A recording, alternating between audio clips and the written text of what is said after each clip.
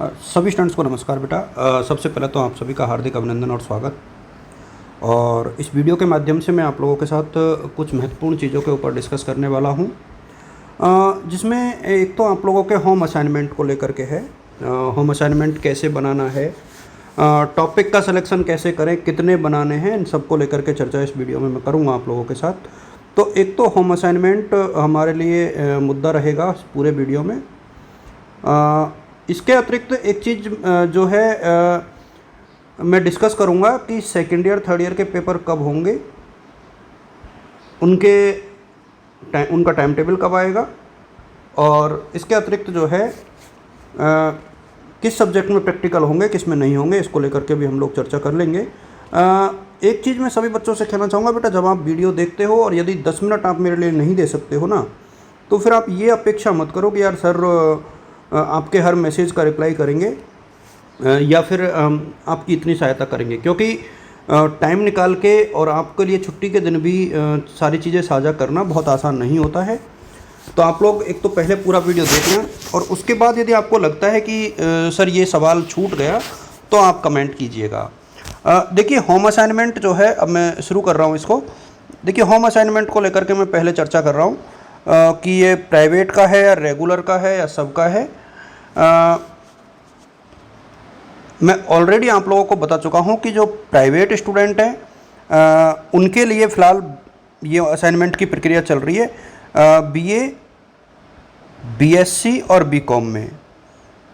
और ध्यान रहे ये प्राइवेट स्टूडेंट की बात मैं कर रहा हूं। रेगुलर के मिड टर्म हो चुके हैं, रेगुलर वाले बच्चे ध्यान रखें, उनके मिड टर्म हो चुके हैं। जिसका नहीं हुआ है वो अपनी कॉलेज में कांटेक्ट करें। प्राइवेट बच्चों को यूनिवर्सिटी ऑफ कोटा ने काफ़ी छूट दी है, तो जो छूट दी है वो भी मैं आप लोगों के साथ साझा कर दूंगा। बीए, बीएससी, बीकॉम में आपके 3 असाइनमेंट बनेंगे, और एमए, एमएससी, एमकॉम में आपके 4 बनेंगे। तो पहले तो आप लोग इस चीज़ को रट लो कि कितने असाइनमेंट बनेंगे।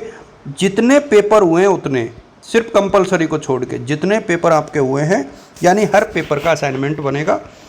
तो एक तो इस डाउट को दूर कर लो, और सभी सब्जेक्ट में होंगे, चाहे वो हिंदी हो, उर्दू हो, राजस्थानी हो, फ़िलासफ़ी हो, ज्योग्राफी हो, sociology, public administration, history, political science, मतलब जो भी, इंग्लिश लिटरेचर, सारे सब्जेक्ट में ये असाइनमेंट होंगे और सब्जेक्ट वाइज होंगे।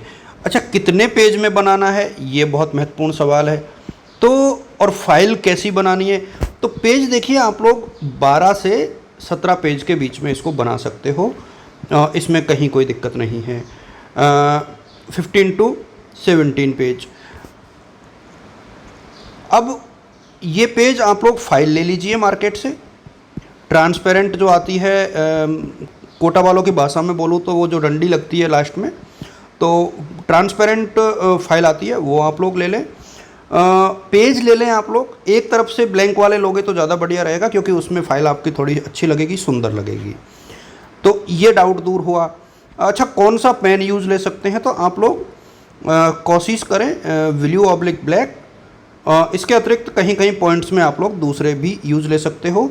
बीच बीच में आप लोग जो है डायग्राम बना सकते हो, बीच बीच में आप लोग कोई अखबार की कटिंग चिपका सकते हो, टॉपिक से रिलेटेड कुछ है तो, जिससे आपकी फ़ाइल ज़्यादा अच्छी हो जाएगी।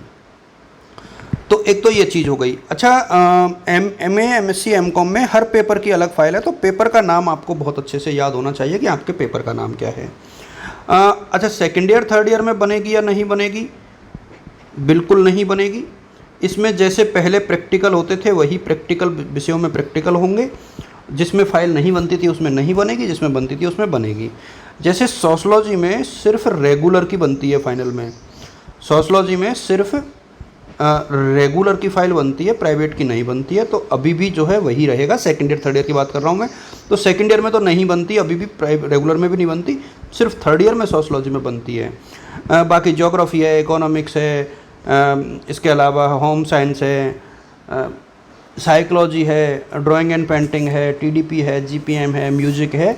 इनमें आप लोगों के प्रैक्टिकल्स होंगे, जैसे पहले होते आए थे वैसे ही होंगे।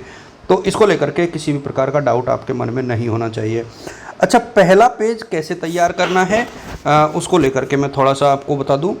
देखिए, एक प्रोफार्मा जो है शेयर किया है यूनिवर्सिटी ऑफ कोटा ने भी शेयर किया है, उसको आप लोग एज इट इज कर सकते हो। चाहो तो आप इसको इस तरीके से भी लिख सकते हो, ये मैंने बहुत पहले आप लोगों के साथ साझा किया था। देखिए इस तरीके से आप लोग बनाइए, थोड़ा सा अच्छा लगेगा। ऊपर ही ऊपर लिख दीजिए आप कोटा विश्वविद्यालय कोटा।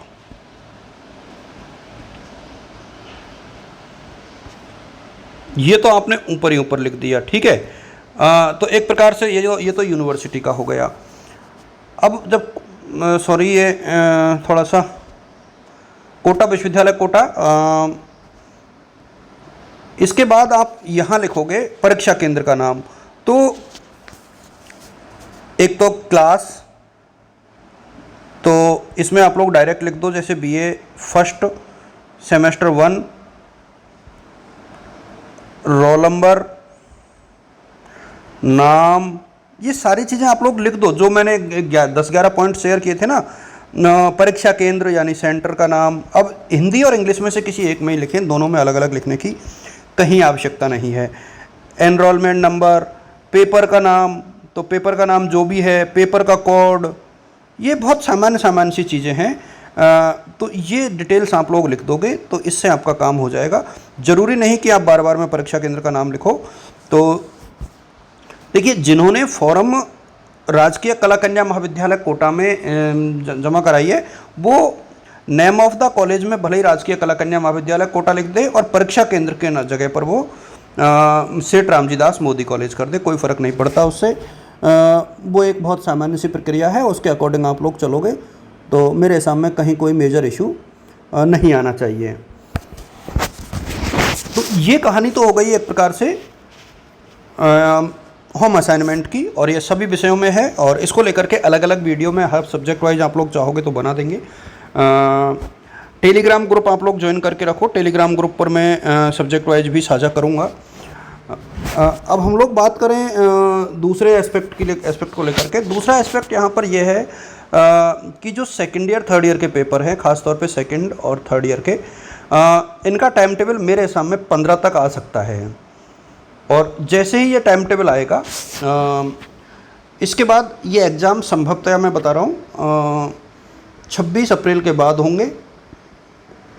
हो सकता है कि ये अप्रैल के एंड में ही शुरू हो जाए, हो सकता है कि मई के फर्स्ट तक जाएं। आप लोग ये मान के चलो कि अप्रैल में ही शुरू होंगे, उसी के अकॉर्डिंग खुद को मानसिक तौर पे तैयार रखें। जैसा कि यूनिवर्सिटी का ट्रेंड है, शुरू में छोटे सब्जेक्ट होते हैं, छोटे विषय का मतलब होता है जिनमें कम बच्चे होते हैं, जैसे टीडीपी है, जीपीएम है, साइकोलॉजी है, इकोनॉमिक्स है ना, इस तरीके के सब्जेक्ट जिनमें स्टूडेंट्स की संख्या कम होती है, राजस्थानी है, इनके पेपर पहले होने की संभावना है। तो इन सब्जेक्ट के स्टूडेंट्स खुद को अलर्ट मोड पे रखें और पहले से ही मानसिक तौर पे खुद तैयार हो जाएं।